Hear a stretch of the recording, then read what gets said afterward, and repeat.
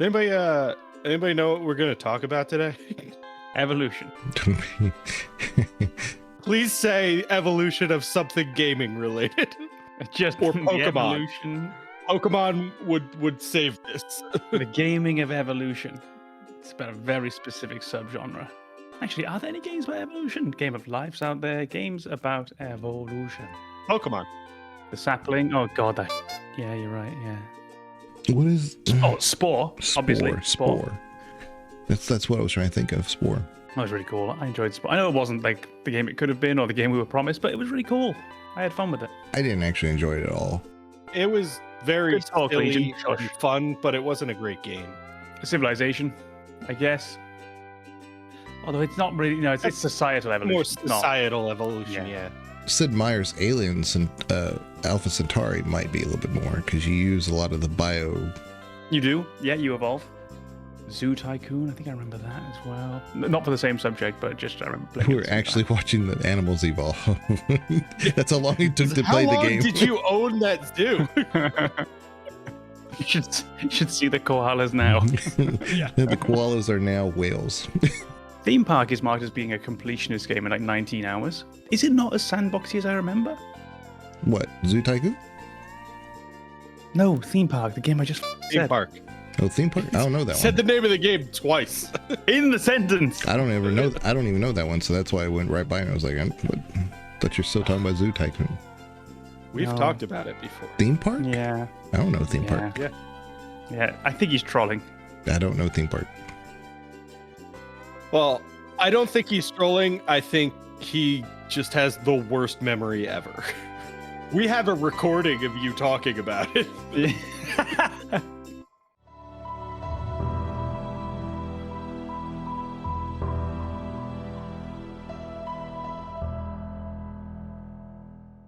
Before we begin, the Gamers Advocate would like to remind you that any episode could contain game spoilers, so watch or listen with discretion. And now your hosts, AM Comnenos, Banana, and Legion. Enjoy the show. Welcome to yet another episode of the Gamers Advocate podcast. We've been joined with Banana Hammock Republic. Yay! And no calm today. We are, of course, going to be talking about, and myself, Legion. Sorry about that. And we're going to be talking about. I'm in host mode. Yeah. We're going to be talking again about Baldur's Gate, but kind of as a fun idea. And this definitely will. Yeah. Not like our normal conversations.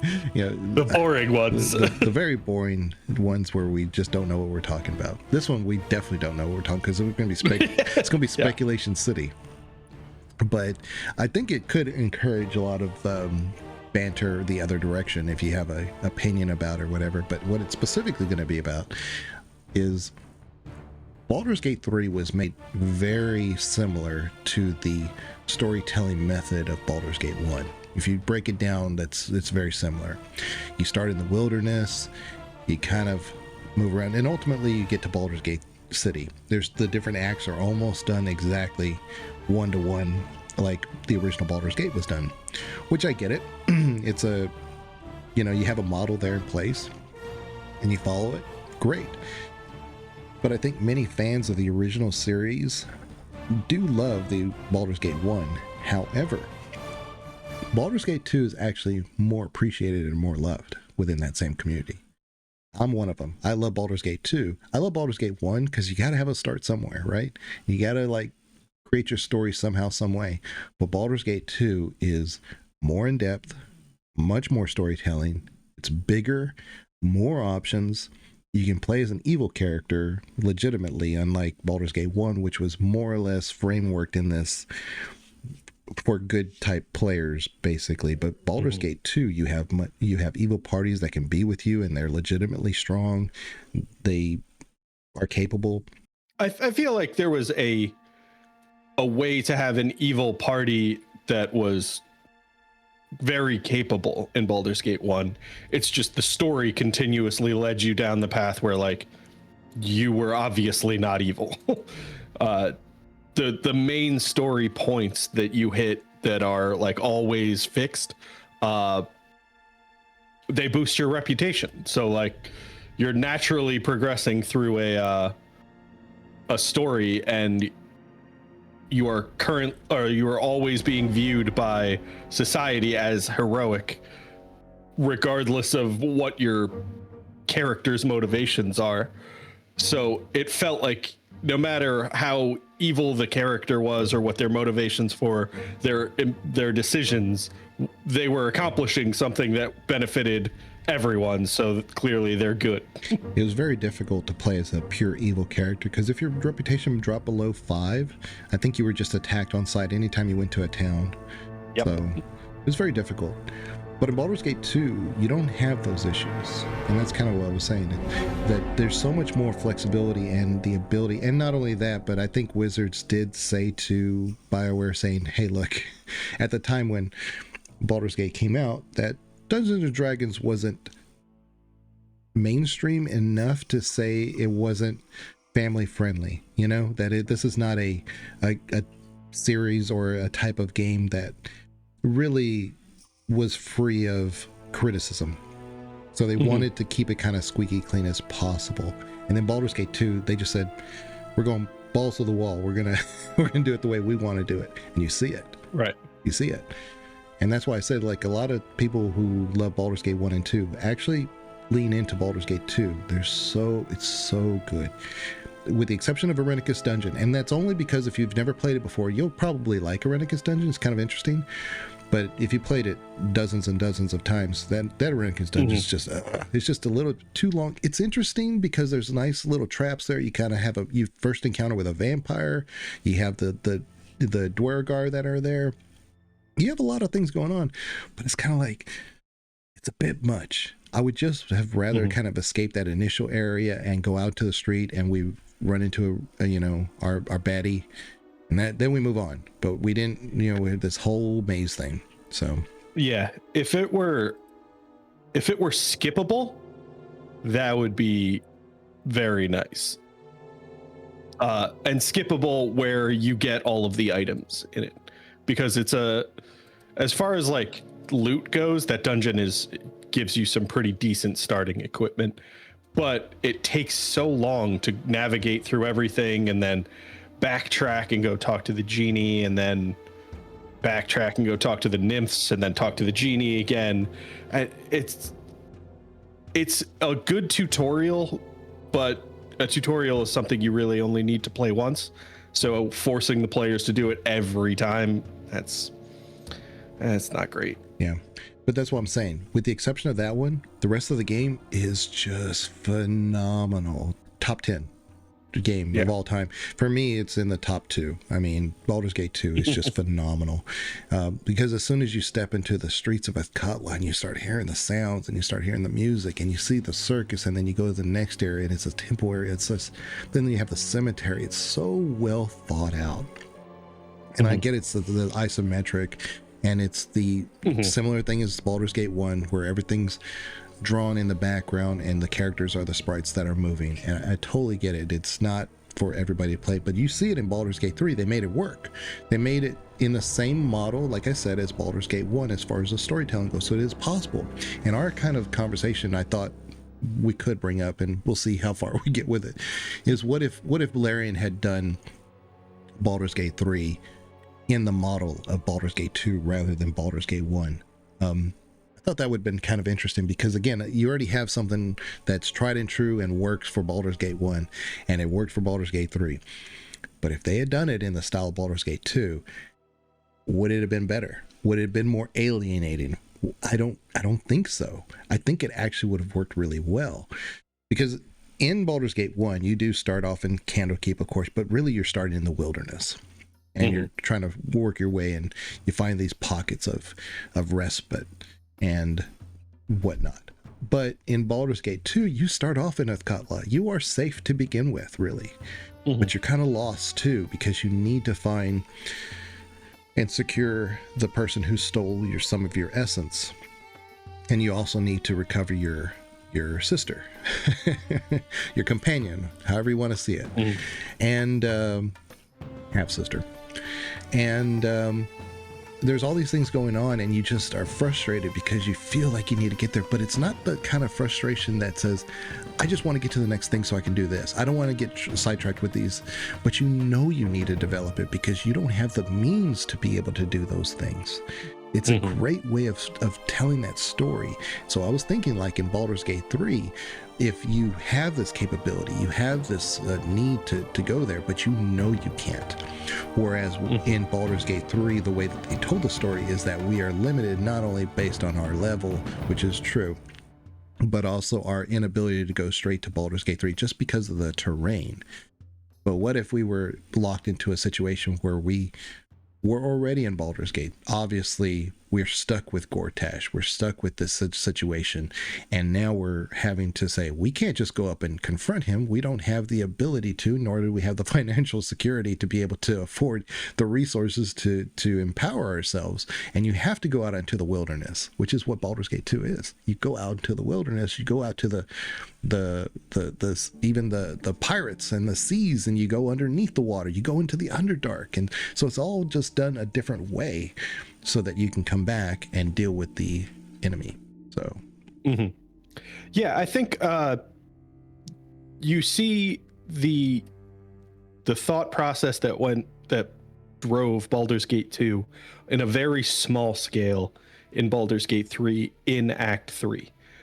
Because when you first enter the city of Baldur's Gate, you can pretty much race directly into a confrontation with Orin and Gortash. But you don't. You kind of confront Gortash, but you don't openly fight him immediately. I mean, maybe you do if that's what you want to do in that situation. But you're kind of guided by the Dream Guardian late in Act 2. They tell you need to accumulate allies. Like, this fight is not going to be easy. It's not going to be something you should rush into.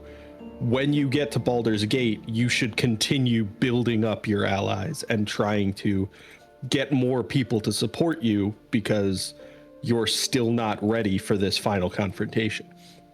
And it is compressed. It's definitely not the same level of buildup that Baldur's Gate 2 had, but it's that same recognition. Like, I have a goal, I have a straight line that leads to that goal, but I can't take that because there's not enough development along that line that I'm confident I can complete my goal. So I'll take this really windy path, and I'll talk to the Iron Hand gnomes, and I'll talk to the I'll talk to the woman running this dog shelter, and I'll explore the dungeons underneath Baldur's Gate and see if there's any allies I can recruit there, and I'll rob a bank because I can. There's all sorts of like things that almost seem like they would be side quests if not for the fact that you need to develop your characters and you need to recruit allies, so they become more than side quests. They become part of the main story because they are your path to success in the main story. And this always turns into like, how would I have written Baldur's Gate 3? But you can almost see, like, if you did this in reverse, like you started in Baldur's Gate, we start off with Viconia and Shadowheart. We start off with Aerie and the dogs and that we talked about before. Yeah. We start off. I just love you presented this whole discussion. You were like, what if they did it this way? And this was I'm realizing now this was your whole plan was just how do we fix Viconia? But that's what I'm saying is that if she is the deceitful person from the beginning, we get to know who she is and we get to understand why she's doing what she's doing. Maybe she has a point. Maybe there's a legitimate reason for her to be manipulating Shadowheart. You know? Sure. Okay, but my point here is that also if we're gonna have these as characters in Baldur's Gate 3, let's have them as characters in Baldur's Gate 3 from Baldur's Gate 1. We're able to pick up Minsc. And what if Jaheira is there so that we can pick up Minsc, and then Jaheira says, look, I am here in Baldur's Gate. I am not here permanently. I need to go back to Last Light Inn. This is why we're going back to Last Light Inn. Or you could be there in the the lead up to acquiring the information that something's going on at Moonrise Towers. So you could be working with Jaheira as she is learning that there is the threat at Moonrise Towers, and be there for the reveal that Ketherick, who has been killed already, is still alive. So there's definitely a way to kind of start in the city of Baldur's Gate at a slightly earlier point and then work your way out of that. But I do also like the Nautiloid as like a tutorial sequence. But see, the Nautiloid to me is very much like the Irenicus dungeon. You start off there, you come out, and you're breached somewhere close by, because you do see. Now, granted, we went through hell and a bunch of other things, but when we teleport back, what if it just springs us right back to where we were, right? A beach right by Baldur's Gate. We know there's a whole coastline there. Yeah, this is a sword coast. I mean, yeah, that could definitely work. But I think I was just kind of trying to point out that I think the Nautiloid is a much better dungeon than Irenicus. Oh yeah, no, definitely. But I think it's a much quicker tutorial. Yeah, but I was just thinking in terms of like, how do we compare it? Like if we did like a Baldur's Gate 2 model of storytelling to Baldur's Gate 3, and like I said, you could start with the Nautiloid being something like the Irenicus dungeon, where you are then you move yourself to Baldur. And there's a reason also why I said that is because what if we are able to deal with Orin first? We are the ball spawn. We can become the Slayer at any time. Now we have to fight against that. That's Baldur's Gate 2. Yeah, I definitely think that I like the Dark Urge storyline the way it's written in Baldur's Gate 3, but I feel like this is one of those things I really don't like in video gaming and storytelling in general, is like the use of amnesia or just general like memory loss as a precise tool. Because I've seen it in other media where it's like somebody deliberately sets out to disrupt somebody's memories, and it's just like that's not how we understand memory. There's no precise way, like I need them to forget these events. Like, no, there's a strong possibility when you try to mess up their memories, you might just kill them. So like, let's not treat this like it's some precise tool and you could surgically remove specific memories unless you put in the work to actually establish how that happens. And I think it's possible in the world of Faerun to say that like, oh, they developed a spell that manipulates memories. You could very quickly address that. But I feel like the way it was presented in Baldur's Gate 3 was a bit unsatisfying, where it's like they tortured you until you forgot who you were. How does that work? I don't know. Yeah, and that's where we go into that whole divergent path of like, maybe Shadowheart is not the one. She was there as a tool, but perhaps we would prefer to have Viconia, like me. We need to be given that option because because really, if we're just going to be saying, oh, Viconia is bad and Viconia is evil, and we move on, yes, we know she's bad, we know she's evil, but she may have a good reason, and we're not given the opportunity to see the reasons to full extent. And I kind of said it in my Viconia video, is that dark elves, the Drow, hate more than anything else surface elves. They just hate them more than any other species on Faerun. They hate surface elves. So for her to keep her parents alive is a big deal. Not just a torture. That's not a Drow thing to do. Drow she just would have killed him and moved on, and then raised Shadowheart like that. But she did it very specifically to make sure that Shadowheart was loyal to her and not to anybody else, including her parents that could be there. So my point here is that if we're going to do that at that point, then we may have to judge what's appropriate here. Do we keep Shadowheart or do we keep Viconia? And then we move on to the next things. Now we have a Drow, if we choose to, very powerful one who has a ton of artifacts and is just as capable as a cleric, if not more so than Shadowheart, going to face Ketherick, going to face Gortash. But I was thinking in terms of like Baldur's Gate 2, you have a few different characters that you run across there that you have to choose whether or not you're going to accept their loyalty or not, and they do have reasons. I'm speaking of like Yamato.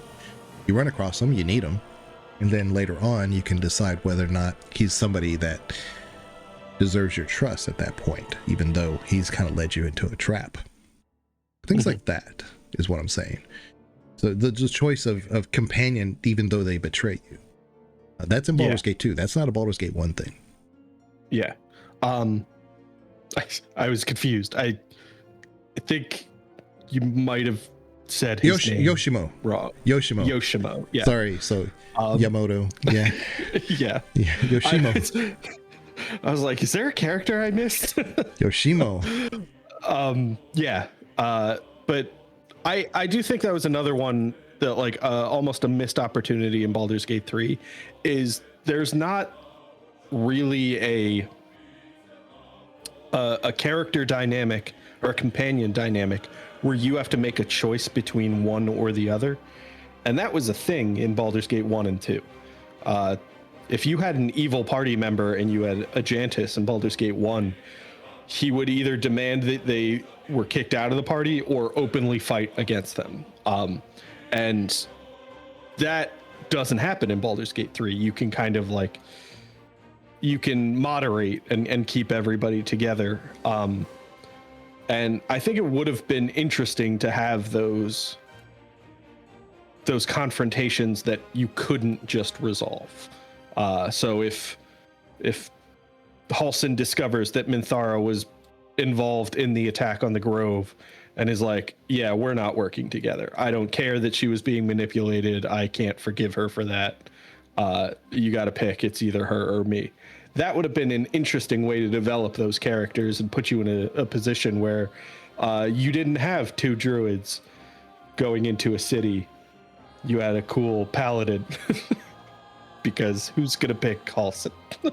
But yeah, I think I would have liked to see that conflict play out and like force the character to make a decision. Although I do like the idea of just having everybody. Characters like in Baldur's Gate 2, like Heldorn, who is a paladin and should have issues with the dark side, evil aligned characters. Got my Star Wars brain at the moment. Mm-hmm. But the problem is that he also has issues of his own, and he's a little bit more tolerant to certain things, which gives a lore explanation why he is the way he is.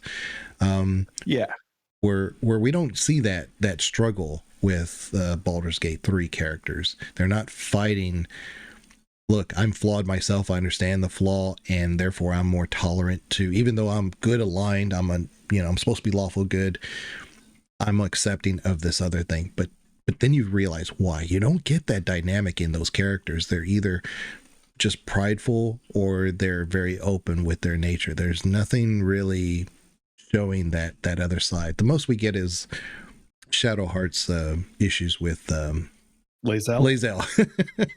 Yeah. I almost said Green Goblin. Yeah, and that's not her name. But yeah, no, I feel like plenty of people would have known who you were talking about. Yeah, I definitely feel like there was the possibility for that conflict, and they could do it in a similar way to the way Mass Effect kind of has done it, where like you have those loyalty missions, and if you put in the effort and you build your relationship up with these characters, then you have the ability to moderate, to step in and say like, everybody needs to shut up for a second. We have more urgent issues than your petty squabbles between each other. Let's, like work together for now. Then you can go your separate ways, or you can try to kill each other, whatever the hell you want.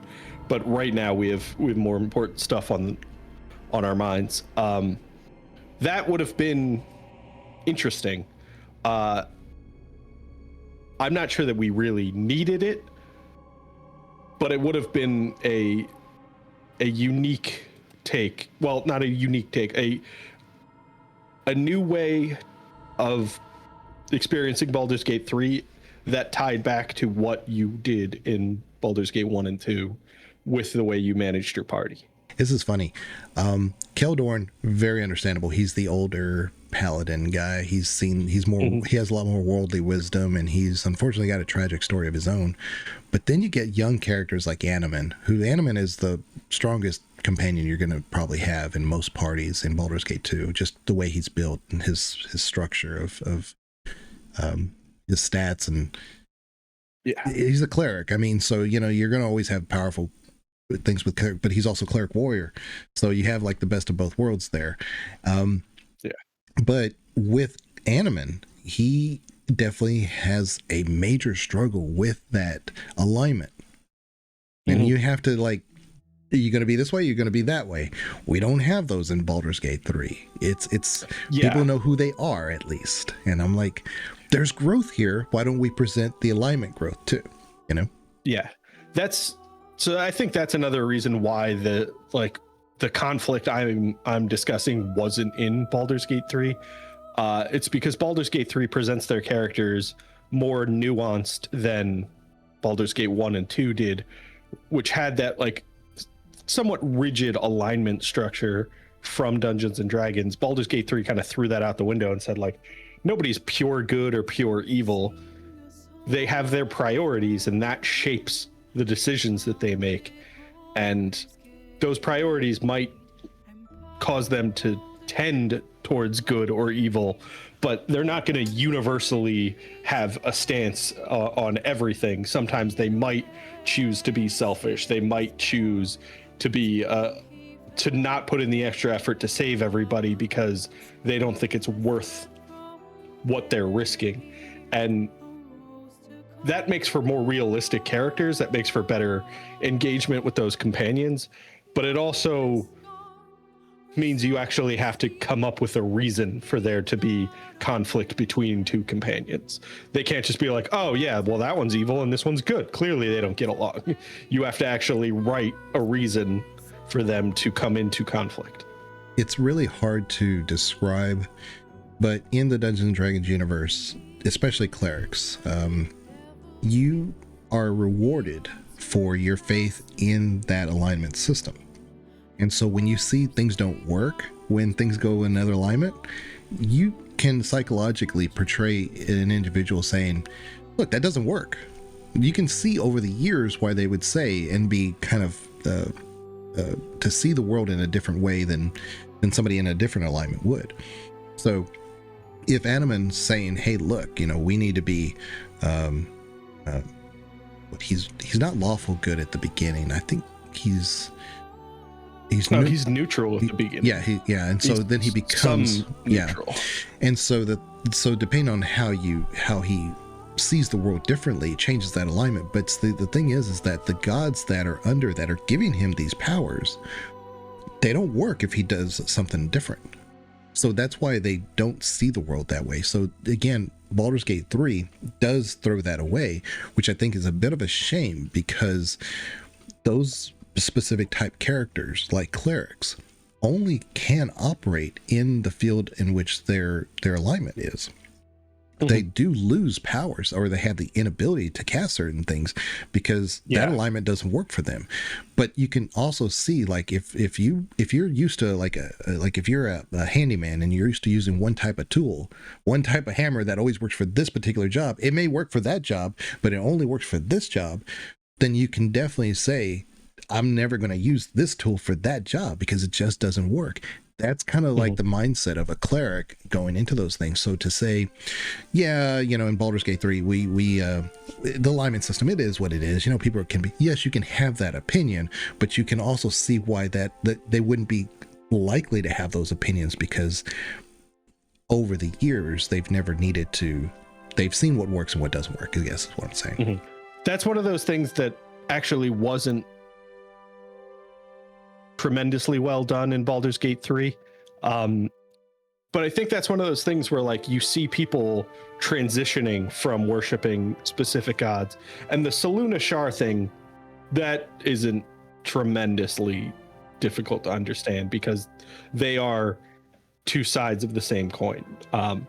So that transition probably happens pretty regularly, but then you see him go from worshiping Shar to Merkel, and they have to put in an explanation for that. But like, you have Shadowheart worshiping Shar, and then she transitions to worshiping Selûne, and her powers more or less stay the same. She is still a domain of trickery cleric, and that doesn't suit her new source of power. So I think that's one of those things that, like, I have suggested she either automatically transitions domain, or you get like a respec of her character when she makes that decision to abandon Shar. And I would have liked that, but with paladins it's a little trickier, because you see that Minthara transitions who she worships multiple times, but she never really loses her paladin status, because, and I think this has been a change in the original like D&D structure, paladins no longer get their power from a deity. Their power comes from the strength of the vow they've made. And so Minthara is an oath of vengeance paladin, and as long as she is consistent with the terms of that oath, she'll retain her power. And that's more the like personality part of things. So like who she worships is less relevant to how her powers manifest, because her powers are more or less tied almost to her personality, and she's always the same person. It's just the deities she's worshipped suit her at different points in her life because of what she is working towards in those moments. And I think Baldur's Gate 3 does an okay job with like that distinction, but I think it's something they could have gone into a little bit more, and especially with Shadowheart's character. And given that you can respec anybody into a cleric, I'd almost like to see like a little bit of an expansion on that. Like when you choose a deity, it has some meaningful impact in the game, and it's not, you only see it in like a handful of dialogue options, but that's about it. Yeah, and I do believe that, like with clerics like Animan, if you just turn him completely evil or whatever, I mean, he just doesn't have the ability to cast certain things. Yeah. So that's what I'm saying. It's more specific to like clerics and things, but yeah, paladins, you're not wrong about that, how they would change that a bit. But because Minthara would never, Loth would never have a paladin. Yeah.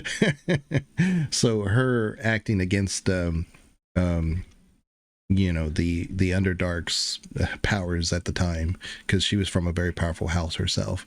And I was thinking to myself, I was like, man, I had this like goosebumps feeling. I was thinking like a party with Minthara and Viconia. I was like, oh, oh, I don't need anybody else. I'm good. Just us three. Yeah.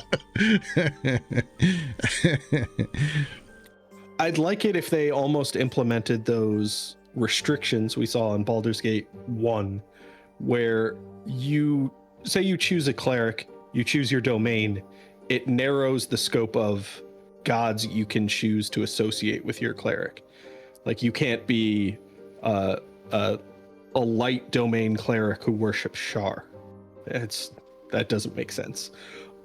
Something along those lines, but I also don't know how you would integrate that more into the story or into the way you interact with people.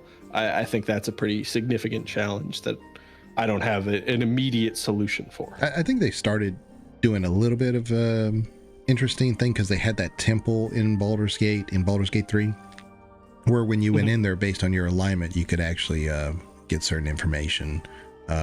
You could also just bribe them, which is also a Baldur's Gate 1. Well, Baldur's Gate 2 for reputation, I guess. But Baldur's Gate 1 was like, man, I messed up. I need to get my alignment back, or I need to like heal myself. I just don't have the clerical powers. So you went to the temple a lot to kind of do that if you needed to. And Baldur's Gate 3 kind of had that temple, and it was a little bit going on with that, with the gods' involvement and making sure that you understood who was who and who did what.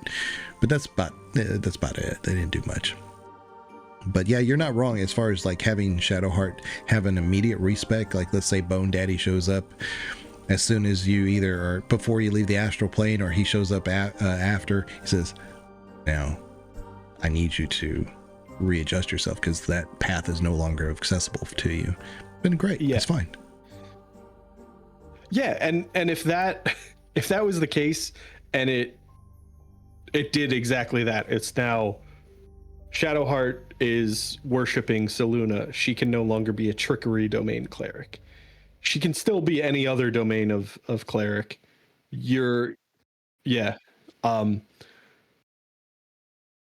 I think that would have been interesting. I think there would have, almost certainly been mods that let you keep her as trickery domain because some people really like that domain. But I think the fact that you can just talk to Withers and be like, here's 100 gold, give me a new cleric that I can put in any domain. It wouldn't even be payable. He just has to show up because it's just no longer accessible for him. And because of our talking about how important Withers is, he would have said for a hireling. Oh, I see. Oh, so now Shadowheart can't be trickery domain. You could just pay Withers to get a new cleric and then put them in the trickery domain. Oh, so okay, I see.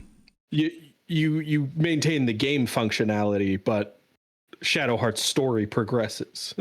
When Baldur's Gate 2 takes you from Athkatla, at first when I saw the map, I was a little disappointed because in Baldur's Gate 1, when you go from the wilderness or Candlekeep to the greater world, you see all these like squares of places you could go to.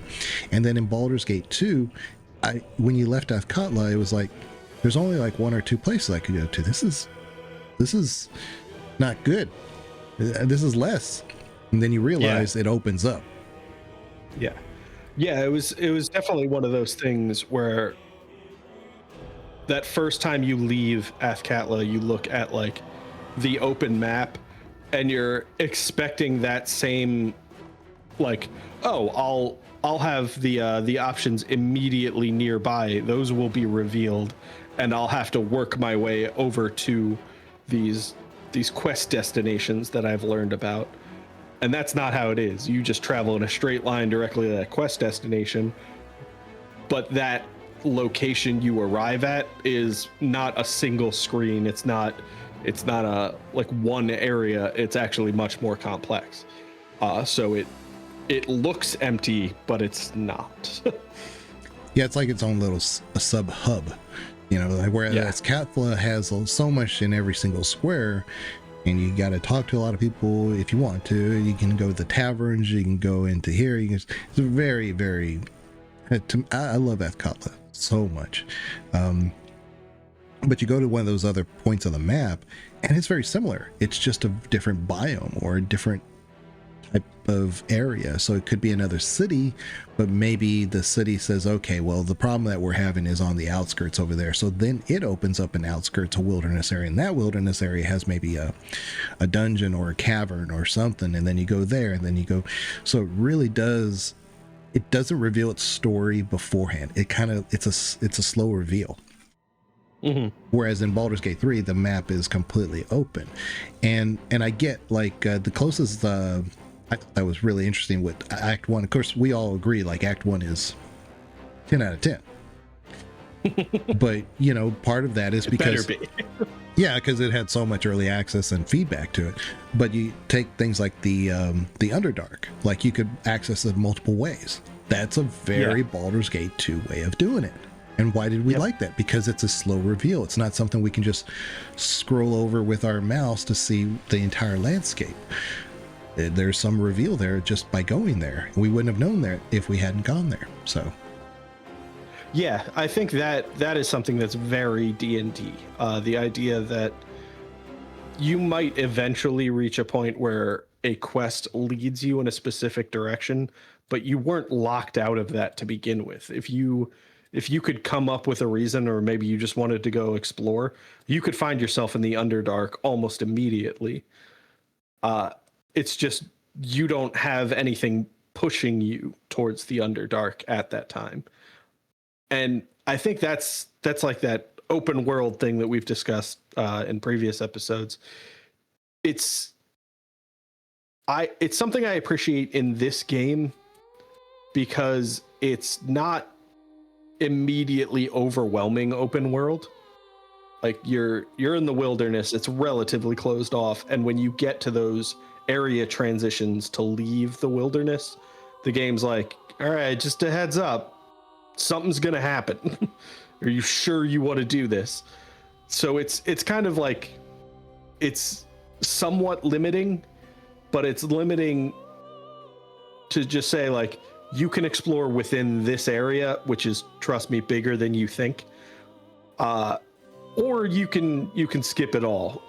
But no, there's going to be consequences for that. And I think that's a really solid way to do, like, the idea of open world is it's open, but exploring all of it immediately is going to have consequences. Yeah. And I would argue that in Baldur's Gate 3, the main reason, for me, just my 2 cents, the main reason to be opening up in the wilderness is so that you can have discovered the shrine or the temple of Jurgle. Yeah. I think that's the point of it. So we run across our Bone Daddy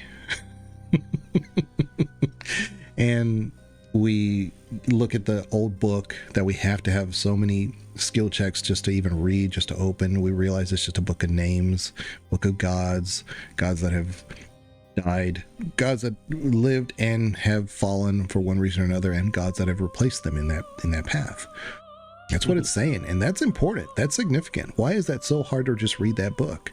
Why is it even here? Then you realize it's Temple of Jurgle, who was the original of Before the Dead 3.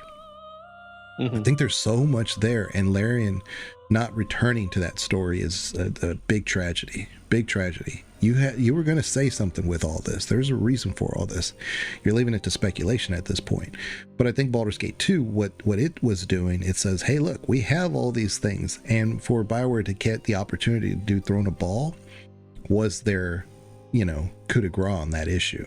Like, we're going to finish this. They didn't know if they were going to get to do Throne of Ball, and then when they got a chance to do it, they just threw everything at it, and that's why it seems like a little abbreviated at times, but it is also, from a story standpoint, so well done, so accomplished. I love every little quality of life details in there, Sespinar and a bunch of other things, but that's all. Like, that's why a lot of times when people were talking about like a DLC for Baldur's Gate 3, like, it's there, and just copy the model for Throne of Ball. Yeah. You'll be good. That's one of those things that has me a little bit disappointed, knowing that Larian is not going back to Baldur's Gate for their next big focus game. And I don't know if that's the same thing as saying they're not going back to Baldur's Gate ever, but knowing that they are moving in a different direction with a game, or after a release of a game that I loved that does not seem finished. Like, the core story of Baldur's Gate 3 is complete. You've dealt with the Elder Brain. But what was going on behind the scenes of that story is continuing and is not closed. So it definitely has the potential for you to go back and more thoroughly investigate what's going on there. And that is the core story from Baldur's Gate 1 and 2 as well. The relationship between the Dead 3 and Jurgle. And so I'd love to see that story continue. It's just Larian decided that's not the way they wanted to go. And I'm sure there were discussions, there was a consideration there, and it's not just Larian being like, we're done.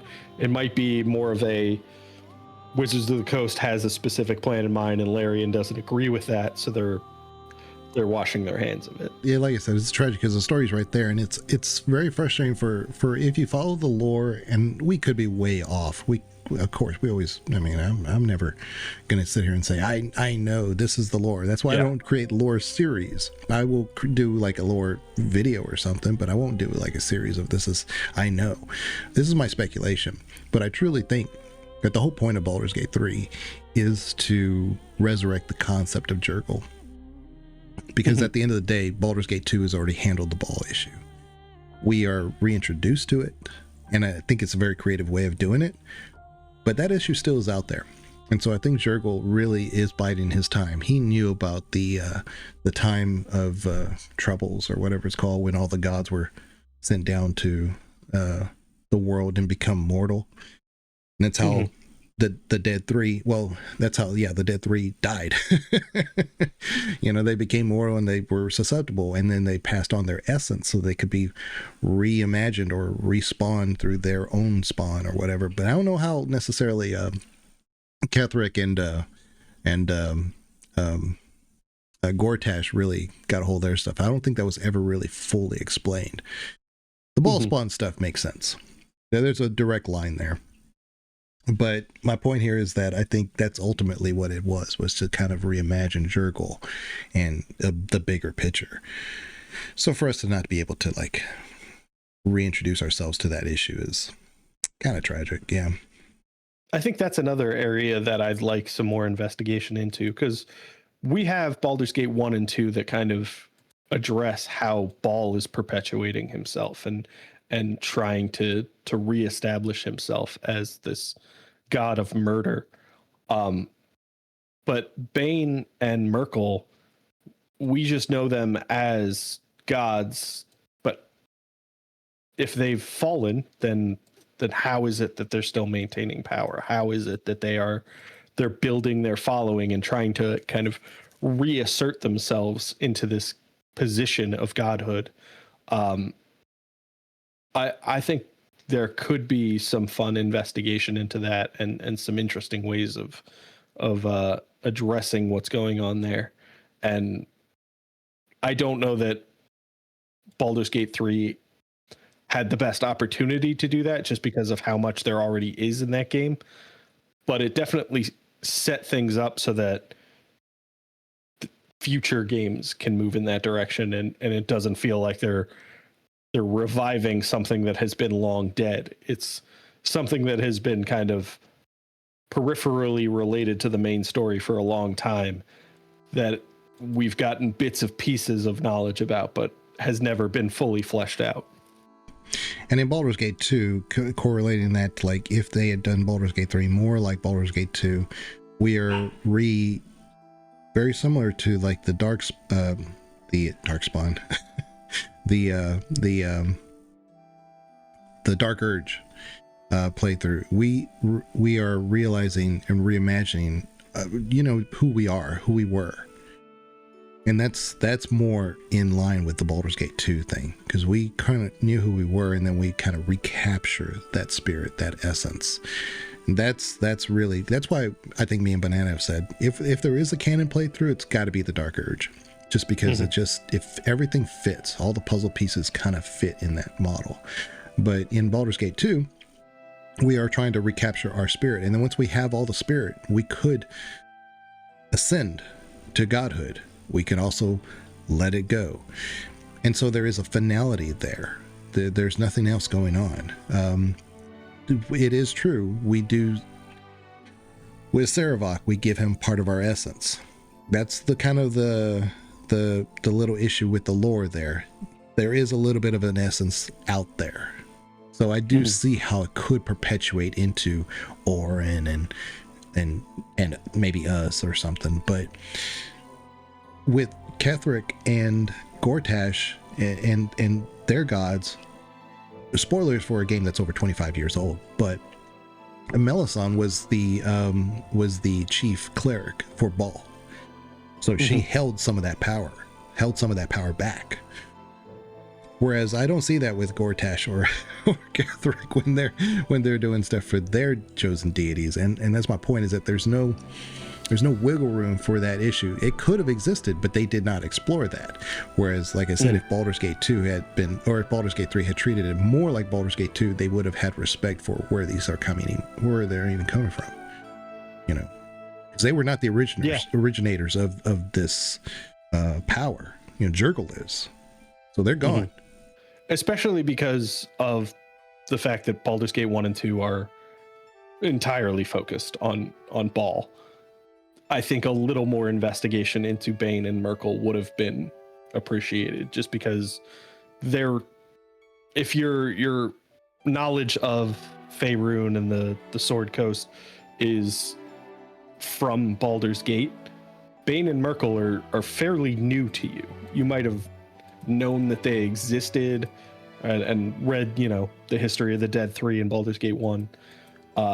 So you knew who they were, but you don't have interactions with them. They're not integral to the story of Baldur's Gate 1 or 2. So having a little more investigation into them and how they are maintaining relevancy in the same way that Ball is, but not through the same methods, that would have been something I'd like to see.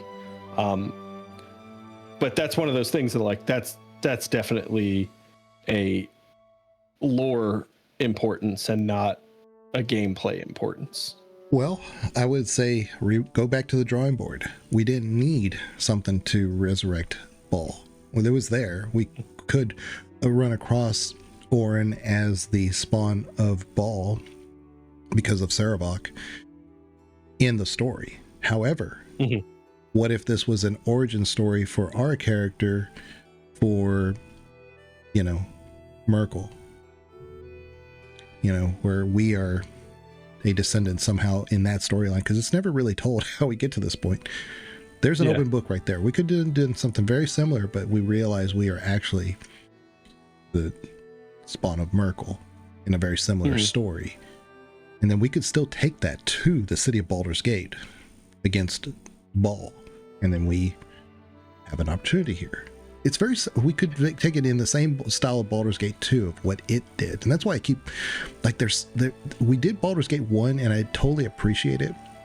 But I think we lost the forest for the trees here. We accommodated both the love of the story with the love of storytelling, and then lost the fact that we've already told the story. Yeah, I also think, given the way the dynamic is presented between the Dead 3, it stands to reason that we could invest in a main character who is in some way associated with them. It doesn't need to be the same mechanic that we had in Baldur's Gate 1 and 2, where we are Ball's progeny and fulfilling our destiny. That doesn't need to be what's going on. But if we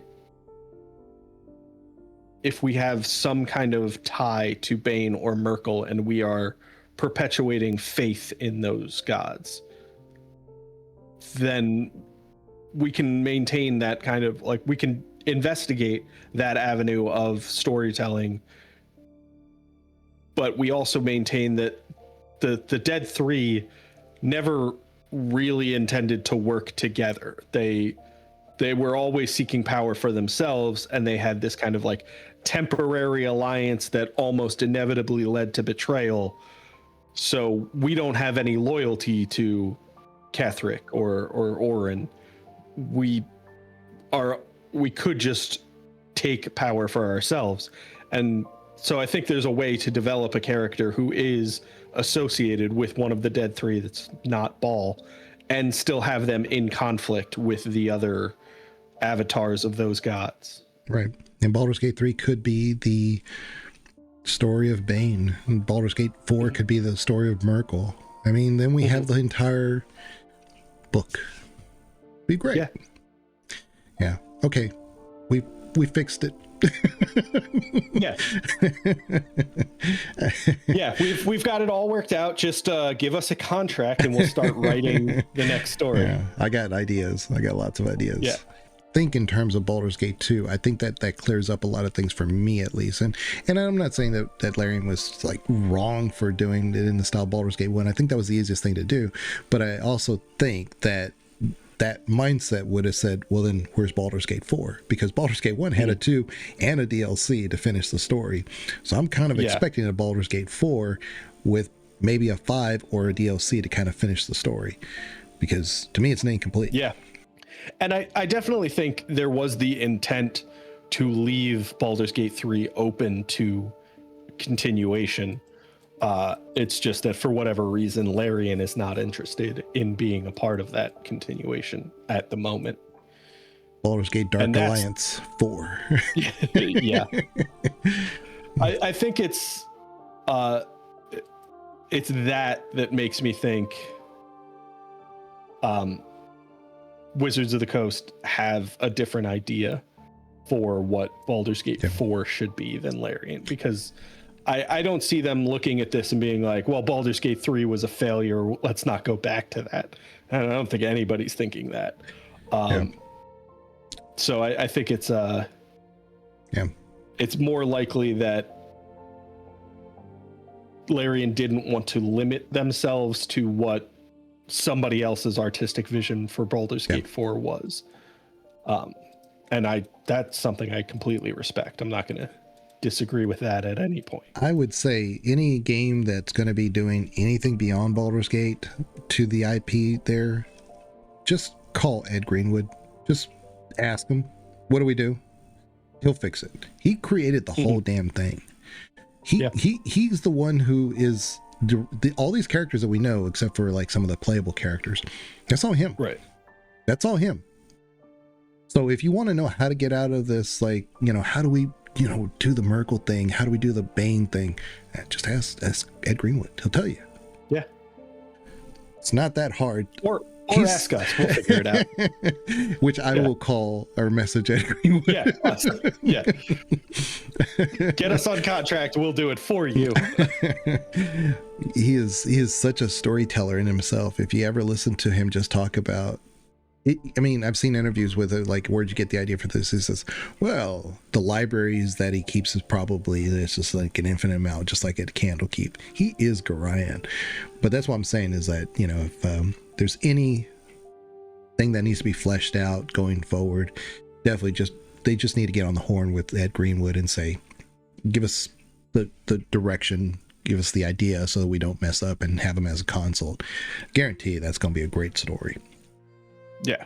So anyway, we compared Baldur's Gate 3 to possible options that they could have done if they followed the model Baldur's Gate 2 versus Baldur's Gate 1. We wrote Baldur's Gate 4. Yeah. Good episode. I mean, of course, we wouldn't have missed out on anything like the main structures in Baldur's Gate 3 because of you'd still would have those.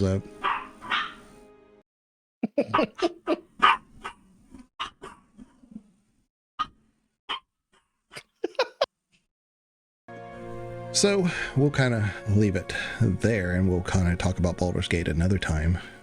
Maybe next time. I'm sure we will.